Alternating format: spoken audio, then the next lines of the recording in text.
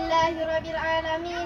Wassalatu wassalamu ala ashrafil anbiya'i wal mursalin wa ala alihi wa sahbihi ajma'in. Amma ba'du. Hadirin sahabat kurma rahimakumullah.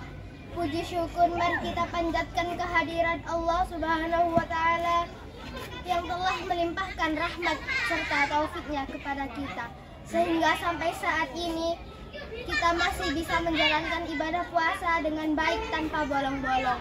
Amin ya rabbal alamin.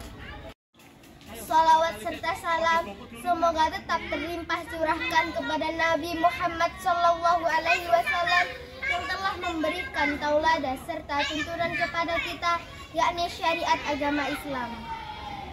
Pada kesempatan yang mulia ini, izinkan saya berceramah dengan judul Kegigihan Imam Syafi'i dalam menuntut ilmu. Hadirin sahabat kurma rahimakumullah, ada yang tahu tidak siapa sih Imam Syafi'i itu dan seperti apa kegigihannya dalam menuntut ilmu?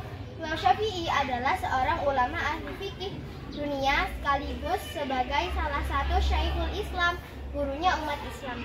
Sosok yang dihormati dijadikan panutan dan rujukan bagi kaum muslim karena keluasan ilmunya.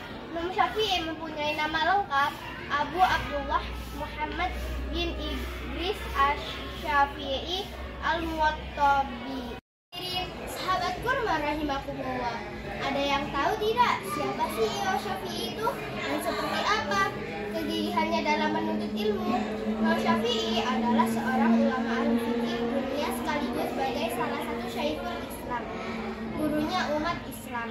Sosok yang dihormati dijadikan panutan dan rujukan kaum muslim karena keluasan ilmunya. Imam Syafi'i mempunyai nama lengkap Abu Abdullah bin Idris Asy-Syafi'i Al-Muttalibi Al-Quraisy. Beliau lahir pada tahun 150 Hijriah atau 767 Masehi di daerah Gaza, Palestina. Ketika berumur 2 tahun, ia dibawa ke tanah leluhurnya di Mekah oleh sang ibu setelah ayahnya meninggal. Sejak kecil, Imam Syafi'i pandai dalam sastra Arab, di mana ia mampu menghafal berbagai syair Arab. Berkat bimbingan ibu Nanja, Fatimah, ia mampu membaca dan menghafal Al-Quran. Setelah itu, ia berguru kepada Sufyan bin Uyainah, salah satu ahli hadis di Mekah. Pada umur 7 tahun, Imam Syafi'i sudah menghafal Al-Quran. Dan pada usia 13 tahun, beliau mampu menghafal kitab terkenal saat itu, yakni Al-Muwatta, karya Imam Malik. Pada usia 15 tahun, beliau ditunjuk menjadi mufti muda di kota Mekah atas bimbingan Syekh Khalid Az-Zanji. Tidak hanya itu, Imam Syafi'i juga diperintahkan oleh gurunya untuk belajar lagi di Madinah. Pergilah engkau ke Madinah untuk berguru lagi, karena sesungguhnya ilmuku sudah habis. Semua sudah kuajarkan kepadamu. Imam Syafi'i pun menuruti perintah sang guru, dan beliau berpamitan dengan sang ibu. Berkatalah sang ibu, pergilah engkau menuntut ilmu di jalan Allah. Kita akan bertemu nanti di akhirat. Maka Imam Syafi'i pun berangkat ke Madinah mencari guru untuk mengajarkannya ilmu. Sesampainya di Madinah, beliau berguru kepada Imam Malik. Di sana beliau belajar dan menghafal kitab beliau yang sangat terkenal saat itu, yakni Al-Muwatta. Tak butuh waktu lama, Imam Syafi'i langsung menyerap ilmu yang diajarkan Imam Malik, sehingga orang terkagum-kagum dibuatnya, termasuk sang guru yang saat itu merupakan ulama tertinggi di Madinah. Imam Syafi'i pun menjadi murid kesayangan Imam Malik. Imam Syafi'i kemudian mengembara ke Irak dan menimba ilmu di sana. Beliau berguru kepada murid-muridnya Imam Abu Hanifah.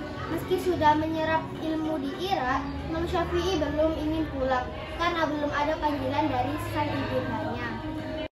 Hadirin sahabat kurma rahimakumullah, di Irak Imam Syafi'i berkembang menjadi murid yang terkenal sangat pintar dan cerdas, sehingga dalam waktu singkat ia sudah diminta untuk mengajar.